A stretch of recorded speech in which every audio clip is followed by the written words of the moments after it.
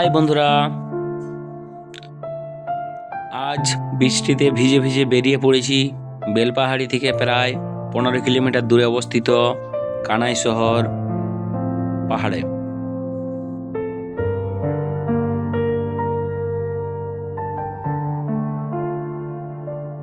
প্রতি বছর আজকের দিনে এই পাহাড় পুজোকে কেন্দ্র করে প্রচুর মানুষের সমাগম হয়।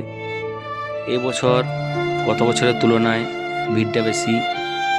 ট্রাফিক জ্যাম, রাস্তাতে প্রায় 1.5 ঘন্টা সময় লাগলো জ্যাম কাটিয়ে উঠতে। অবশেষে এসে পৌঁছালাম পাহাড়ের পাদদেশে। বৃষ্টির কারণে রাস্তার অবস্থা খুবই খারাপ। পিচ্ছিল পথ, পা টিপে টিপে হাঁটা। কয়েকজন তো রাস্তাতেই কাছাড় খেয়েছে। অবশেষে এই যে পাহাড়, এই পাহাড়ের উপরেই পুজো চলছে। আমরা পাহাড়ের উপরে উঠব, দেখি সামনের দিকে এগিয়ে যাই। সরকারের উদ্যোগে কিংবা গ্রামবাসীর সহযোগিতায় হয়তো সিঁড়ি, সিমেন্টের সিঁড়ি রয়েছে, তা সেটা একদম উপর পর্যন্ত নেই, কিছুটা। তাই সে সিঁড়ি ধরে আমরা উঠছি। ওঠার পথে দেখলাম একজন পড়ে রয়েছে একদম কাদা মেখে। আমরা এগিয়ে গেলাম, আস্তে আস্তে উপরে উঠছি।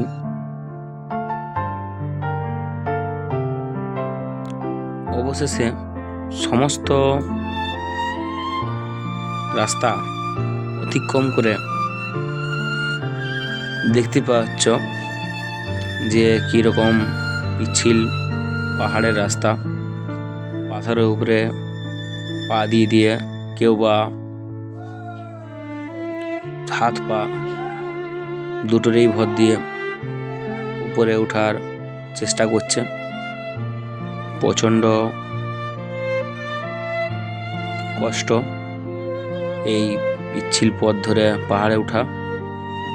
তো সকলেই চলেছে, আমিও আস্তে আস্তে উপরে উঠছি।